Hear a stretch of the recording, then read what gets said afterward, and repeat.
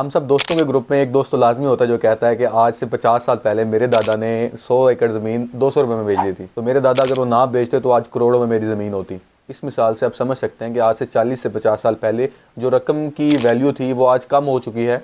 यानी कि आज 100 रुपये की कीमत में आपको एक बर्गर मिलना भी मुश्किल है। एक और मिसाल देखें तो आप अगर आज 1 करोड़ रुपए लेकर रख देते हैं तो आज से 50 साल बाद उसकी कीमत सिर्फ 1 या 2 हज़ार रुपये होगी।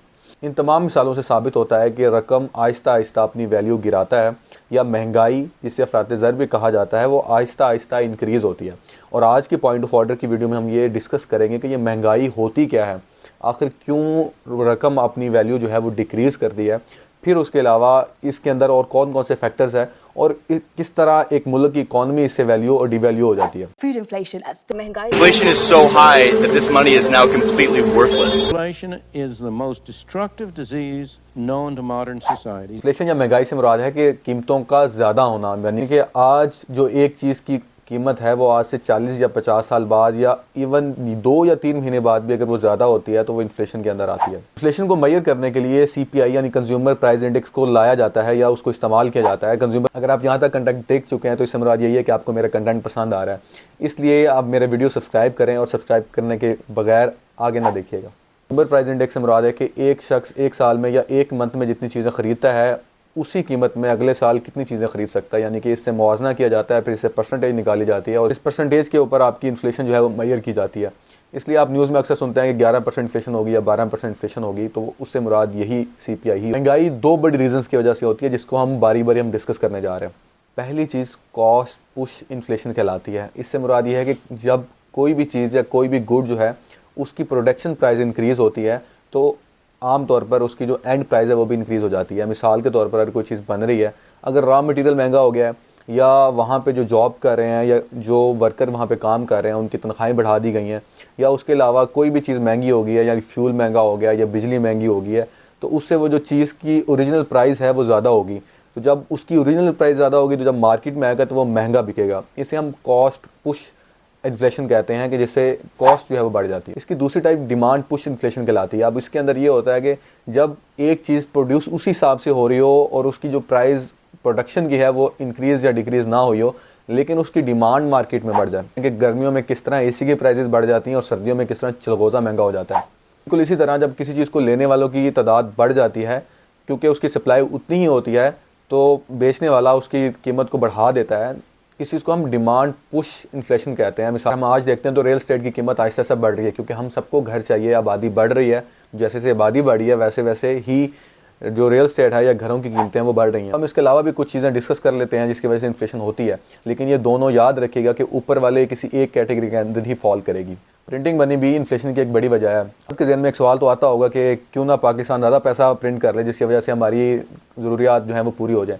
लेकिन अगर पाकिस्तान ज़्यादा पैसा प्रिंट करना शुरू हो जाता है जैसा कि 2019 में इमरान खान ने किया था, इमरान खान के दौर में तकरीबन 7 अरब रुपए मार्केट में लिक्विडेट किए जाते हैं। उस प्रिंटिंग की वजह से लोगों के पास ज़्यादा पैसा आता है। जब लोगों के पास ज़्यादा पैसा आता है तो वो स्पेंड भी ज़्यादा करते हैं। अब प्रोडक्शन तो इंक्रीज़ हो नहीं रही और लोगों के पास पैसा ज़्यादा है तो मार्केट में जो कीमत होती है उसकी वैल्यू इंक्रीज़ हो जाती है, जिसकी वजह से जो आपके 100 रुपये की कीमत है वो कम होकर 40 या 50 या 60 या मतलब उसकी वैल्यू जो है वो डीवैल्यू हो जाती है। इसलिए कोई भी मुल्क ज़रूरत से ज़्यादा पैसा नहीं छापता। फिर उसके अलावा जो दूसरी बड़ी रीज़न है वो फ्यूल या ऑयल कॉस्ट है। जैसे ही पाकिस्तान के अंदर प्राइसेस 140 रुपये से 250 रुपये पर लीटर फ्यूल की गई, वैसे ही हर चीज़ की कीमतें डबल होना शुरू हो रही हैं। अब होता यह है कि इकॉनमी हमेशा सर्कुलर होती है और ऑयल और फ्यूल जो है वो हर प्रोडक्शन मशीनरी के अंदर फ्यूल के तौर पर इस्तेमाल होता है और जैसे ही महंगा होता है वैसे ही कॉस्ट प्राइसेस इंक्रीज़ होती हैं। तो जैसे ही कॉस्ट प्राइस इंक्रीज़ होती है वैसे उसकी मार्केट वैल्यू उस प्रोडक्ट की इंक्रीज़ हो जाती है। तो इस तरह ये सर्कुलर तरीके से इन्फ्लेशन जो है पूरी इकॉनमी को अपने लपेट में ले लेती है।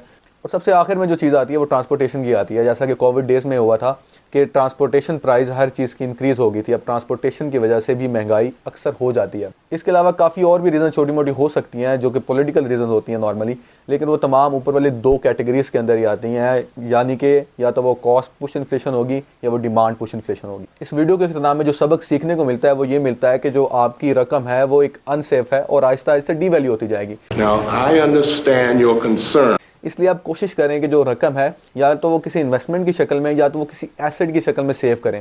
यानी कि अगर आप अपने पास पैसे रखते हैं तो वो आपके पैसे का ज़िया है क्योंकि पैसा डीवैल्यू हो जाएगा। इस चीज़ को भी ध्यान में रखिए कि कीमतें एक तरह वैल्यू डीवैल्यू नहीं होते हैं। मिसाल के तौर पर अगर आप आज के दिन टीवी लेने जाते हैं तो वो सस्ता है और अच्छा है, बजाय इसके कि आज से अगर आप 5 या 7 साल पहले वही सेम टेलीविज़न बाय करने जाते हैं, इसलिए अगर आप मोबाइल फ़ोन लेने जाते हैं तो वो भी सस्ते हैं। इससे भी पता चलता है कि बहुत सारी गुड्स डी वैल्यू भी होती हैं, यानी कि डी इन्फ्लेशन भी होती है, लेकिन ओवरऑल इकॉनमी जो है वो इन्फ्लेट ही करती है। अब सबके जहनों में एक सवाल उठ रहा होगा कि डी इन्फ्लेशन का क्या होगा। अगर डी इन्फ्लेशन हो जाती है, यानी कि महंगाई कम होना शुरू हो जाती है और आहिस्ता आहिस्ता रकम की कीमत बढ़ती है, अब उससे क्या होगा कि चीज़ों की कीमतें कम होना चाहेंगी। अब जैसे जैसे चीज़ों की कीमतें कम होंगी तो लोग अपने पास पैसे रखना शुरू हो जाएंगे, इन्वेस्ट नहीं करेंगे, और जब इन्वेस्टमेंट रुक जाएगी तो लोगों की जॉब्स खतरे में पड़ जाएंगी, और इस तरह एक साइकिल शुरू हो जाएगा, इसकी वजह से आपकी इकॉनमी डाउनवर्ड शिफ्ट लेना शुरू कर देगी। इसलिए आपकी जो स्टेट बैंक होती है वो इस चीज़ को कंट्रोल करती है कि वो इन्फ्लेशन ना तो ज़्यादा होने दे। मिसाल के तौर पर 2 से 6% इन्फ्लेशन जो है वो नॉर्मल समझी जाती है। अगर 6% से इन्फ्लेशन ज़्यादा होती है तो भी इकॉनमी के लिए नुकसानदेह है, और अगर 2% से नीचे होती है तो भी इकॉनमी के लिए नुकसानदेह है। अब इसको कंट्रोल करने के लिए इंटरेस्ट रेट को इस्तेमाल किया जाता है। इंटरेस्ट रेट से मुराद है कि सूद, शरई सूद। मिसाल के तौर पर एक प्रोडक्ट लेते हैं हम, सोलर पैनल। तो अगर सोलर पैनल के ऊपर हुकूमत तमाम टैक्स उतार देती है और इसमें इंटरेस्ट रेट भी ख़त्म कर देती है और कर्ज़े देना शुरू कर देती है, तो आज हर बंदा कर्ज़े लेने पहुँच जाएगा, जिसकी वजह से वो जो सोलर पैनल होगा उसकी कीमत बढ़ जाएगी।